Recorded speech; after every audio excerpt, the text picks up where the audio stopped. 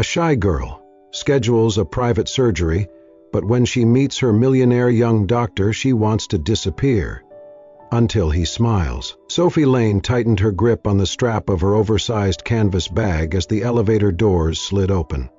Her fingers were cold inside her coat, and her breath came shallow as she stepped into the muted hallway of the private women's clinic. Everything here was sleek, quiet, expensive.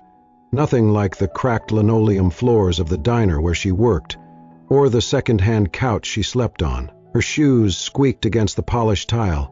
She flinched at the sound. At 26, Sophie looked older than she was.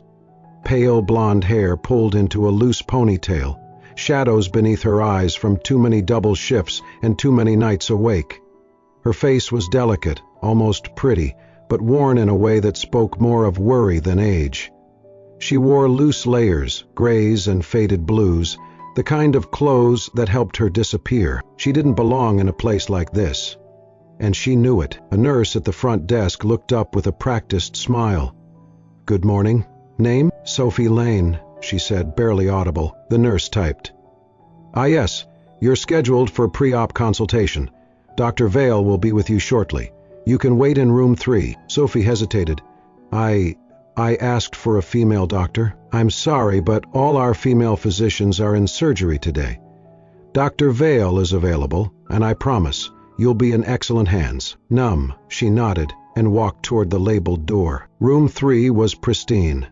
A white desk, soft lighting, 2 chairs, and a medical poster she avoided looking at. She sat slowly, knees together, hands damp in her lap. She could still leave. Just walk out. Cancel everything. Her heart pounded. It was just a consultation. No one would touch her. But even being here felt like being stripped open. The surgery had been scheduled weeks ago, an invasive procedure to remove a benign but aggressive uterine tumor. There was no other option. Her uterus would be removed. The words sat in her chest like stone. She had told no one, not her co-workers, not the few acquaintances she still had. She'd moved cities to escape the man who had once looked her in the eye and said, "If you can't have kids, what's even the point?" She'd never answered. Because deep down, she didn't know. The door opened. Sophie froze as the doctor entered. He was tall, with a calm, unhurried gait, dark chestnut hair, clean-shaven jaw, and striking features. But it was his eyes that made her chest tighten. Kind, clear, and intelligent. His name tag read, Dr. Adrian Vale. "Ms. Lane?" His voice was smooth, professional. He didn't extend his hand, just gave a soft nod and a respectful smile. "I'm Dr. Vale. Thank you for coming in today." Sophie felt heat rush to her ears. She couldn't speak. Her eyes dropped to the floor. She wished for anything else. A curtain. A fire alarm. The ability to disappear. He was everything she had stopped believing in. Composed, successful, calm. He had never worked 3 jobs. He had never bled through an apron during a shift. He had never had to explain why his body betrayed him before 30. And now he was here, looking at her with eyes that saw too much. She stood abruptly. "Be workman." "I can reschedule. I should go," she whispered, reaching for her bag. But Adrian stepped forward, calm and steady. "You do not have to talk if you do not want to," he said softly.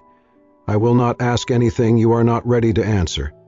But I want you to know, just by being here, you've already done something brave. You deserve to be listened to, whenever you feel ready." His voice didn't press, it offered. Sophie stared at the floor. Something cracked, not loudly, just a tremble in her shoulders. A flood behind her eyes. She sat back down, bag forgotten beside her, and for the first time in years, she cried. Not hiding, not apologizing. Adrian said nothing. He simply sat, not with pity, not with judgment, just presence. And for the first time in a very long time, Sophie did not feel invisible. The pre-op room was too quiet. Sophie sat curled on the vinyl bench, knees drawn up, hands cradling the soft brown notebook that had followed her for 5 years. The lights buzzed faintly overhead, their sterile hum pressing down like everything else about the day. She stared at the page she'd written that morning at her kitchen table, while the kettle boiled and the sun never quite rose. "I never became a mother, but I tried to be kind. The words looked too composed. They didn't match the storm in her chest, the tremble in her ribs, the scream she hadn't let out. She wasn't afraid of pain. She had worked through worse. She wasn't afraid of surgery. She was afraid of what would be gone when she woke up. Gone. Not damaged, not postponed. Just gone. Her womb. The chance. The maybe. Gone. Blinking hard, she closed the notebook and set it beside her. Her hands rested in her lap, fingers laced tight to keep from shaking. No visitors, no one to hold her bag, no waiting mother or friend. Just her coat draped over a chair and the silence of someone who had long since learned to endure alone. A soft knock came, followed by the nurse's voice. "Miss Lane, we're ready, just waiting on your surgeon." Sophie nodded. "Is it still Dr. Vale?" "Yes, he'll be performing the procedure." A flush of emotion rose. Shame, anxiety, something deeper she couldn't name. "Okay," she said, barely audible. The nurse smiled and left. Sophie stared at her reflection in the metal paper towel dispenser. Pale, hollow. She looked like someone preparing to vanish. The door creaked again. Dr. Adrian Vale stepped in quietly, clipboard in hand. His eyes met hers. "I wanted to stop by before we moved you," he said. "Answer any last questions." She shook her head. "I'm fine. You're allowed not to be," he replied gently. "But I'll take that as a no." There was silence. Then, "Would it help if I stayed until the anesthesia takes effect?" he asked. "Just to sit with you. You won't be alone in the room, but I know sometimes it helps." Sophie hesitated, then nodded. He pulled a stool over, close, but not too close. They sat quietly, not waiting, not filling time, just existing in the same room, breathing the same space. Her shoulders eased. Her breathing steadied. "I know what they're taking out," she said, voice suddenly fragile. "But no one knows what it means." Adrian didn't interrupt. Exchange of smiles. "Like a part of me that never got to live," she whispered. "And I'll wake up without it, like something died that was never born." Still, he said nothing. "I'm sorry," she murmured. "That sounds ridiculous." "No," he said softly. "It sounds real." Her eyes dropped again. Adrian reached into his coat pocket and held out a small envelope. She blinked at him, confused, then took it. Inside was a card, simple, unbranded, with a line printed neatly in the center. "This isn't about losing anything. This is about honoring what you've carried all this time." Her lip quivered. She looked up. "You didn't have to." "I know," he said. "But I wanted to." He didn't touch her, didn't offer comfort through contact. He just stayed. When the nurse returned with the sedative, Sophie lay back on the gurney. She held the card against her chest. As the world dimmed and her eyelids grew heavy, a single tear slipped down the side of her face. Not from fear, but from the quiet, unexpected grace of being understood. The world came back slowly. Sophie blinked up at the blurry ceiling, white and humming under soft fluorescent lights. Her throat was dry and her body felt heavier than it had ever felt, like she had been hollowed out and filled with something colder, quieter. She shifted slightly, wincing. A nurse noticed and came over with practiced efficiency. "Welcome back," the nurse said gently. "Surgery went smoothly. You have some pain meds in your IV and everything is on track. Do you need anything?" Sophie shook her head. "Anyone coming to pick you up?" Her lips parted, then closed. "No." The nurse paused for a second but said nothing more. "Okay. We'll give you a little more time to rest before discharge." The woman left, and Sophie turned her face to the wall. She had imagined this moment so many times. But it was quieter than she thought it would be. No relief, no flood of emotion. Just stillness. The kind of stillness that came after a storm, not because it had passed, but because it had stripped everything bare. A part of her was gone, not just physically, something unspoken, like a closed door inside her that could never open again. She lay there until the IV beeped its signal, until the nurse returned with her clothes in a plastic bag, and instructions she barely heard. Her limbs moved automatically. She dressed slowly, fingers trembling slightly, the hospital gown replaced with her old sweater and jeans. A version of herself that was not new, just lighter. Emptier. By the time she walked out of the recovery ward, the halls had thinned. Daylight was fading through tall windows. The air was still. Most of the staff had ended their shifts. Sophie stepped into the main lobby, expecting silence. But there, sitting near the reception desk with a clipboard in his lap, was Dr. Vale. He looked up as she entered. His coat was off, sleeves rolled up. He had been writing something, a chart maybe. He set it down when he saw her. Sophie stopped mid-step, embarrassed, caught off guard. She looked down quickly. "You did not have to wait," she said quietly. Adrian stood slowly, slipping a pen into his pocket. "I didn't have to," he replied. "But I thought you might not want to walk out alone." She hesitated. "I can call a cab," she added. "You could," he said, "but I'm already parked out front." His voice was even, calm. No pressure, no insistence, just a quiet offer. Sophie gave a tiny nod. Outside, the sky had gone lavender. His car, a modest black sedan, was parked by the curb. She climbed into the passenger seat without a word. The silence in the car was not uncomfortable. It was soft, companionable. Adrian drove carefully, hands steady on the wheel. Sophie's eyes flicked toward him once, then again, not to study him, but to wonder. His hands were clean, the nails neatly trimmed.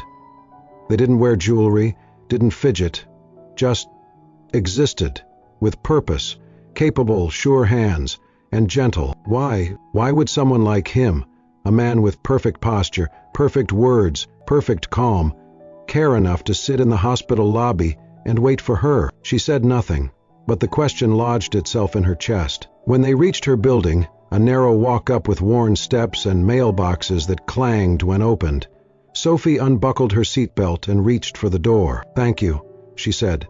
"Really?" Adrian nodded once. "Of course." She got out, walked toward the entrance. Her legs felt heavier than they had earlier. Inside, she reached her apartment and turned on the lights. The room looked the same, tiny, tidy, impersonal. But tonight it felt different, as if she were stepping into it as someone else. On instinct, she walked to the window and pulled the curtains slightly aside. And there, across the street, his car was still there. Adrian Vale, sitting in the driver's seat, engine running, low and steady. He wasn't looking at his phone, wasn't driving away. He was looking up, at her window, not expectantly, not possessively, just waiting, making sure the light came on, that she had made it, that she was safe. Sophie let the curtain fall gently back into place. Her heart moved in her chest, not quickly, but deliberately.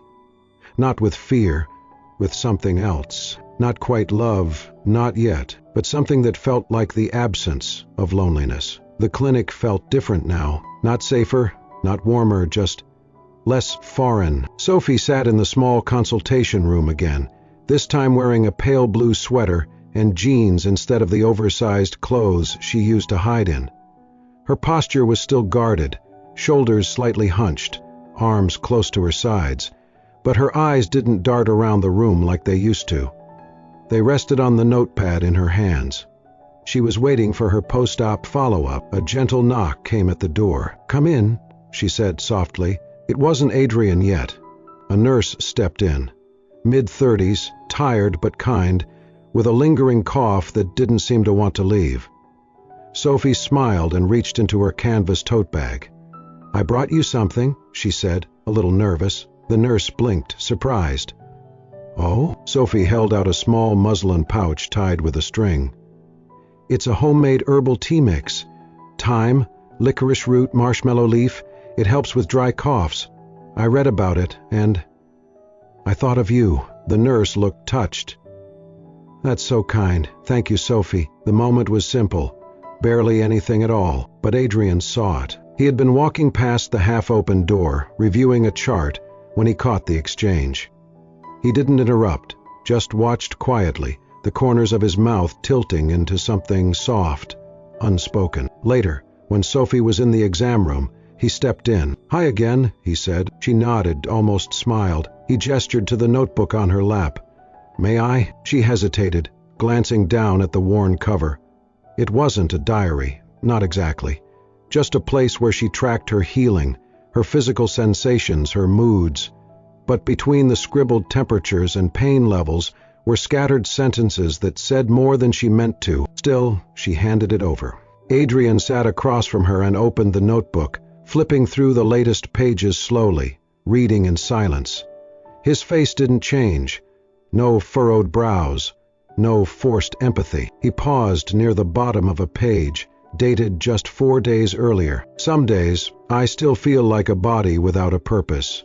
But today, someone poured tea for me, and I felt visible.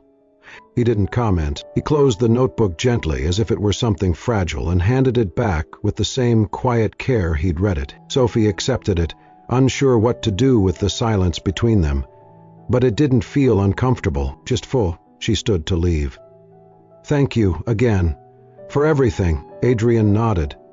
"Of course. Take care, Sophie." The door closed behind her. The next day, Sophie returned to the clinic for a brief lab test. A nurse handed her a small paper bag with her name on it. Confused, she opened it. Inside was a pouch of tea, chamomile, lavender, and a hint of orange peel. The scent was soft, floral, calming. She recognized it instantly. It was the blend she had once mentioned offhand to the receptionist during her first visit. Something about how it reminded her of home, of the only thing that helped her sleep after everything fell apart. Taped to the pouch was a small note in plain handwriting. "For the days you forget, you're more than your body." No signature. Sophie stared at the bag for a long moment, throat tightening. She didn't need to ask who had left it, and yet nothing had been said. No flirtation, no promises, just thoughtfulness. Intelligent, precise, quiet thoughtfulness. It wasn't pity, that much she knew, but it was something else. She took the tea home that night, steeped it, sat with it in both hands, and felt, just for a moment, not broken, not less, just visible. It began with a photo, blurry, grainy, shot from a distance, likely with a phone camera through a car window. It showed Dr. Adrian Vale, unmistakable even in shadow, sitting in his sedan. In the passenger seat, a young blonde woman, her face turned slightly away, gaze lowered. The caption read, "Up OBGYN caught with patient, anonymous tip, suggests inappropriate relationship at elite women's clinic." The blog post came from a niche medical gossip site, the kind that spun rumors for clicks. But it spread fast, too fast. By the end of the day, Sophie's world had changed again. She didn't even see it first. A friend from the diner texted her the link. Then came another, and another. "Ha! Is this you? Oh my God, Sophie, what the hell?" The messages piled up like wreckage. She clicked the article, saw the comments, the speculation, the assumptions. No one had proof, but no one cared. People called her desperate, a manipulator, a sob story who seduced her surgeon for comfort or clout. There were worse words, too, words that made her stomach churn and her palms sweat. One comment repeated over and over. "Some women will use anything to get a rich man, even their own diagnosis." Sophie sat in her apartment, shaking. The worst part wasn't the accusations. It was how easy they were to believe. How little effort it took for the world to decide she was less. Again. She opened her laptop to delete her social media profiles, but it was already too late. Her full name had been shared in one of the comment threads. Her job. Someone had even found a picture from her high school yearbook. All it had taken was one photo of her, sitting quietly in a car, just existing. That afternoon, at the Medical Foundation board meeting, Adrian faced his own reckoning. A senior executive from the funding committee approached him with a folder of printouts. "We are not accusing you of misconduct," the man said flatly, "but optics matter, and this is unfortunate." Adrian remained still. "She is a former patient. It doesn't matter if she's a current or past patient. The public thinks you're involved with someone vulnerable, that you crossed a line. We cannot risk this tarnishing the center's reputation." Adrian's jaw clenched. "We are advising the man said carefully, "that you distance yourself, at least until this dies down. If you don't, I know," Adrian interrupted quietly. "You'll pull the funding." Sophie never responded to any of the messages that flooded her inbox that night. She didn't sleep, she didn't cry, she didn't even breathe properly. She just packed quietly, methodically. A suitcase, a coat, her small tin of tea blends. She wiped her browsing history, deleted his contact, cleared her email account. She didn't tell anyone where she was going. She had learned from experience, leaving hurt less when no one knew how to find you. By midnight, the apartment was stripped of anything personal, except for one thing, a message. She opened her phone and typed the words carefully, deliberately. Not rushed, not emotional. "I won't be the reason you lose everything. Thank you for letting me be seen." Even once, she sent it, then powered off her phone. Adrian was standing in his kitchen when the message came through. He had just returned from the meeting, still in his dress shirt, sleeves rolled up. The room around him was dim, the tea on the counter untouched. He read it once, and again, and again. Each time, the words echoed deeper. "Letting me be seen." His throat tightened. He grabbed his keys. 15 minutes later, he knocked on her door. No answer. He knocked again. The apartment was dark. He pressed his hand against the door frame and exhaled slowly, chest heavy. After a long pause, he stepped back and looked up at the window. The same one he had watched from his car weeks ago. No light this time, only silence. Inside, on the wall above Sophie's small bed, was a sketch she had drawn in pencil. Simple, quiet lines. No color, just form and shadow. It showed a man seated in a hospital chair, one leg crossed, reading a book beside a patient's bed, his head tilted slightly, listening. His shoulders relaxed. He wasn't touching her, wasn't leaning in. He was simply there, present. Adrian stared at it. The shape of himself reflected back in graphite. She had drawn him, not in the way tabloids described.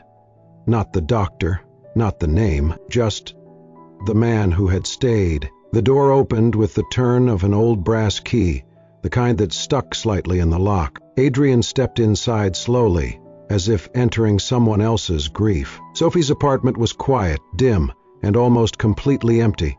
The small bookshelf had been cleared. The canvas tote no longer hung on the chair. Even the thin floral curtain had been taken down, but there were still traces. On the kitchen table sat a cup, ceramic, light green, chipped slightly on the rim, with the ghost of tea still in it. The bag string hung over the edge, dried. Chamomile. He walked over and stared at it for a long moment. She had left it behind, not by mistake. Some things were meant to stay behind. Small, ordinary artifacts of presence. The bed had been stripped bare, the floor swept. But there, on the wall above the low headboard, was something unexpected. A single sheet of paper, pinned gently with clear tape. A pencil drawing. Adrian moved closer. The lines were soft, sketched quickly, maybe late at night. But there was precision in the placement. It was him, unmistakably, sitting beside a hospital bed, legs crossed, hands resting on a book. No face details, no dramatics. Just him, as he had been, just being there. He remembered that night. He had stayed beside her after surgery. She had been asleep. He had read quietly, not wanting to leave. She had seen him. She had drawn him exactly as he was. Not heroic, not exceptional, just present. And that was the moment it struck him, full and sharp and merciless. She had loved him, not with words, not with confessions, but with observation, with quiet memory, with presence returned. And he had let her walk away, not because he had chosen to, but because she believed he wouldn't fight for her, because the world had made her believe no one ever would. He turned from the drawing, throat dry, chest hollowed out like a room after a fire. Later that evening, Adrian sat at his kitchen table, a dim lamp casting light across a surface now cluttered with silence. In front of him, a small box of things he hadn't thrown away. A crumpled package of herbal tea, the soft pouch she had once gifted to the nurse, the notebook she had shared during her post-op visit. He had returned it, but she had forgotten a page that had come loose, tucked in the back flap, and a note, his handwriting, a message he had written weeks ago, never given, never said. He unfolded it now. If I had to lose everything to find you, I still would. He stared at the words, jaw tight, fingers pressing into the paper. He had meant it then. He meant it more now, but she was gone, not dead, not angry, just gone. And in her absence he felt everything more sharply. Every choice, every moment he had stayed quiet when he should have spoken, every silence he had honored when maybe, just maybe, she had wanted to be interrupted. Just once. By someone saying, "You don't have to disappear." Adrian folded the note again and placed it inside the notebook, beside her handwriting, beside the page she had torn out, but never discarded. He didn't cry, he didn't speak, but something inside him shifted. Not grief, not longing, purpose. 3 months later, the room was full of quiet voices, warm lights, and something else. Expectation. The new clinic sat in the heart of the city, modest but thoughtfully designed. Walls painted in soft earth tones, windows wide and unshielded. On the door, gold lettering read, "The Vale Center for Restorative Women's Health." Inside, rows of chairs filled quickly with guests, partners, patients, and friends. A podium stood at the front, simple and unadorned, beside a plaque that had yet to be unveiled. When Adrian stepped up, the crowd hushed almost immediately. He wore a navy shirt, sleeves rolled, collar open, no white coat, no pretense. He looked calm, grounded, but his eyes searched the room once before he spoke, as if hoping something or someone would appear. Then he began. "This center," he said, "was not always a part of my plan." There was a small, expectant pause. "I built it for the women who were told they were no longer whole, for the ones who were dismissed, overlooked, or shamed for needing care." His voice did not waver, but it softened. "Because I met someone who reminded me that wholeness is not in biology. It's not in diagnosis. It's in how we choose to live, how we choose to stay, even when we are afraid." A murmur passed through the crowd, quiet and reverent. He reached into his coat pocket and pulled out a small velvet box. "This," he said, opening it carefully, "is not a ring." Inside was a pendant, delicate, round, silver. Etched into the metal were 2 open hands, palms up, gently holding a heart. Simple, symbolic. "A ring says forever," he said. "But this says something else. That healing is something we hold for each other, not alone." He looked down at the necklace for a moment, then back up. The room had fallen completely silent. And then the door at the back of the hall opened. It was almost imperceptible at first. No one turned, no fanfare. Just a gust of cool air and the sound of soft steps on tile. Adrian's breath caught. She was there, Sophie, standing in the doorway like a memory he had not dared to believe could return. Her hair was still a bit tousled. She wore a long gray sweater and jeans, simple and worn. Her shoulders were still narrow, her frame delicate, but her eyes were no longer hiding, no longer running. She walked forward, slowly, through the center aisle, as people turned and moved aside without needing to be asked. Adrian didn't move, not until she reached the front, and then she looked at the pendant in his hands, then at him, and with a small, stunned smile, she said, "That's the most beautiful ring I've ever seen." He stepped down from the podium, did not speak, did not ask anything. He simply wrapped his arms around her, for the first time. She sank into his chest like she had always belonged there. The room didn't clap at first. They didn't need to. The silence held everything. Then someone sniffled, and someone else applauded, and the wave of sound built. Applause, laughter, even a few tears, as the people in the room recognized the moment for what it was. Not a proposal, not a fairy tale, but 2 people who had walked through the fire of being misunderstood and met again whole, not because of what they had, but because of who they had become together. 1 year later, the walls of the Vale Center were filled with stories, not written on plaques or displayed in photos, but heard in laughter between appointments, in whispered conversations between patients, in the hush of rooms where vulnerability had space to breathe. At the front of the building was a glass room designed for support groups, painted in soft green, always stocked with herbal tea. That afternoon, a group of women sat in a circle, some young, some older, all marked in their own way by what they had lost or left behind. Sophie Lane sat among them, now the program coordinator for post-separative support. Her blonde hair was tied back, her eyes gentle, sleeves rolled to her elbows. She listened more than she spoke, her presence calm, anchored, like someone who had once lived in a storm but now carried the quiet after it. Across from her, a young woman fidgeted with the hem of her sweater. Her voice broke the silence. "If I can't have children, will anyone ever see me as a woman again?" The question dropped into the room like a stone. Sophie didn't answer right away. Instead, her gaze drifted to the doorway, just for a moment. There, leaning silently against the frame, was Adrian. He did not interrupt, he never did. In his hand, a paper bag.